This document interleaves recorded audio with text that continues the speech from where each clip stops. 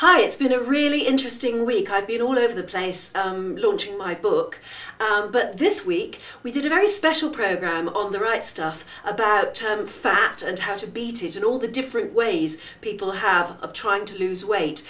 And interestingly, I spoke to Paul McKenna. Now, you know, of course, that Paul has brought out an I Can Make You Thin book and DVD. Now he's brought out a new book called I Can Make You Sleep. But it was particularly the other one that I was interested in talking to him about, because he really has, like me, become very, very interested in really why the world is getting so fat and how it is so difficult for people to lose weight, and what are the best tools that you can give people in their quest to try and get slimmer. And of course he is very much into hypnotism, and he was telling me that he's been studying this thing called neuro-linguistic programming.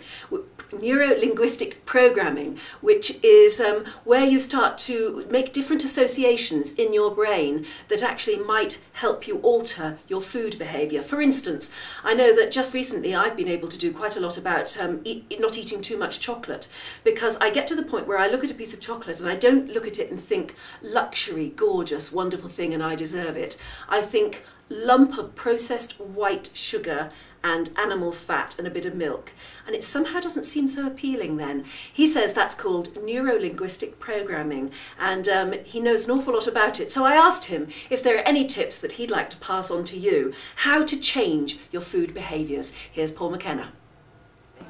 Here we go. A simple technique to reduce cravings. Now, if you can't have one bit of chocolate without demolishing an entire bar of chocolate, for example, the chocolate's in charge and not you. So this is what I would recommend. At the moment with chocolate, for example, you have a feeling of compulsion. And what we should do is mix in a little bit of repulsion with the compulsion, and one will cancel out the other. So it's not that you never eat chocolate again, it's that what happens is that I gotta have desire isn't out of control, and you can look at chocolate and take it or leave it. So first of all, think about the chocolate and rate your desire for it on a scale of 1 to 10. For many people, way up there. Now I want you to think about a food that you feel repulsed by. Some people go, oh, I'll eat anything. What would you? You'd eat hair off a barbershop floor, would you? You know, think of something you think, ooh, I don't know what it'll be. Brussels sprouts, anchovies, you know, think of something. You cannot be mild dislike, it's got to be repulsion. And what I want you to do is you just need to feel uncomfortable for a moment or two. Think about eating that repulsion food, you know, mix in some hair on it as well, make it really awful, that's it. Imagine the taste of it, oh, that's it, until you feel utterly revolted, and then imagine mixing in the chocolate at the same time, that's it. Just a little bit of chocolate and a lot of repulsion, a little bit more chocolate and a lot of the repulsion. Mix the two tastes together in your head until the two tastes are cancelling each other out, that's it. Do that over and over again and then stop. Now, what you should have done by now is change the compulsion with the repulsion, so that when you think about the chocolate that you're not overwhelmed and have to have it, that you can take it or leave it.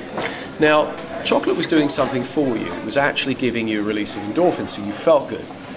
What I'd like you to do is to have good feelings in other ways. Think about a time you felt really good, you know, a time you felt fantastic, and recall that like you're back there again now. See what you saw, hear what you heard, feel how you felt. Make the pictures rich and bright and bold, and the feeling strong, and squeeze your thumb and middle finger together. Create an associational link between the two. See what you saw, hear what you heard, feel how you felt. Run it over and over again, that's it. Keep doing it again and again. Make the colours rich and bright and bold, and the sounds loud, and the feeling strong. There we go. That's it, good.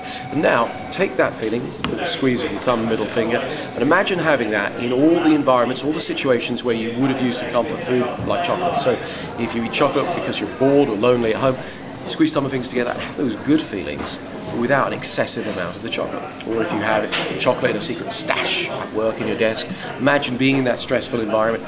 Fire off the good feelings by squeezing thumb and finger together, and take that good feeling into that environment without having to have the comfort food. Take it into it, that's it. Imagine feeling this good feeling in all those places where you would have comfort eaten, but without having that overwhelming desire. And then what this is doing is it's retraining your brain, because all of your decisions about what you eat, when you eat, how much you eat, all take place in your mind. If you're overweight, it's not your fault, it's the fault of your programming. Your brain is like a computer, and these are ways to reprogram your mind through the power of your imagination. Good luck. So there you have it, a bit of neuro-linguistic programming from the great man himself, Paul McKenna, and thanks very much to him. So let's hope we all have a very good weekend and see you again next week.